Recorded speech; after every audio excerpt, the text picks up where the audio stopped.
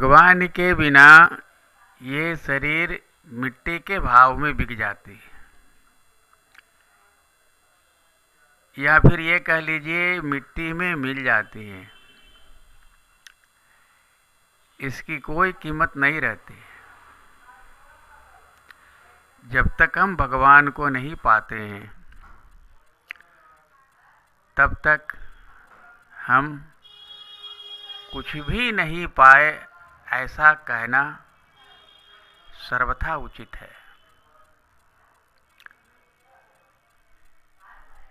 बिना उनके पाए ही जीव संसार में भटकते रहता है, एक लोक से दूसरे लोक, एक भुवन से दूसरे भुवन, इस प्रकार से एक शरीर से दूसरा शरीर। ये क्रिया तब तक जारी रहती है जब तक हम भगवान को प्राप्त नहीं कर लेते हैं।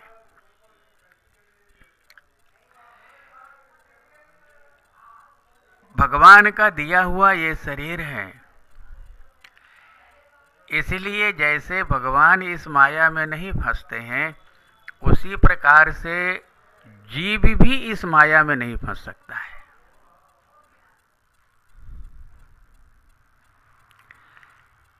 अब कोई अपनी नासमझी से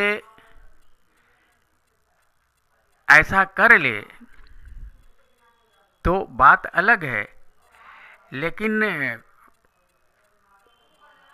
कायदे से भगवान का दिया हुआ तन माया में फंसने के लिए है ही नहीं।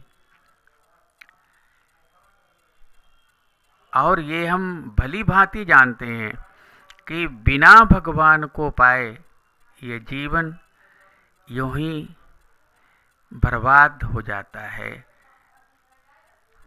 समाप्त हो जाता है, खत्म हो जाता है।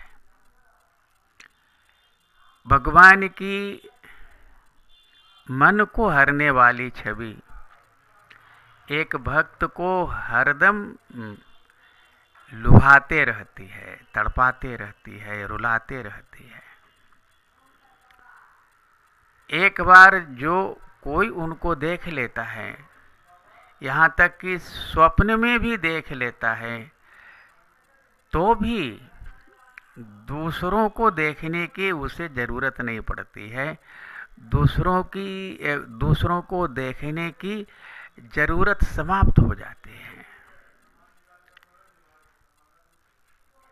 जितनी सांसें ठाकुर जी ने हमें दी हैं और वर्तमान समय में जितनी सांसें बची हुई हैं, एक भक्त के नाते उन्हीं के नाम को छोड़कर दूसरे और किसी चीज में गंवाना ये किसी भी प्रकार से उचित नहीं कहा जा सकता। भक्ति के मार्ग में नाम स्मरण बहुत बड़ा भगवान को पाने का फैक्टर इस रूप में ये काम करता है।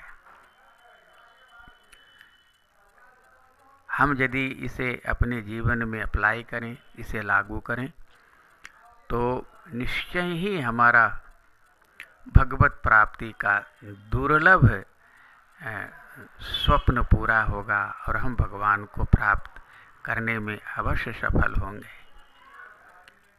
धन्यवाद। नारायण।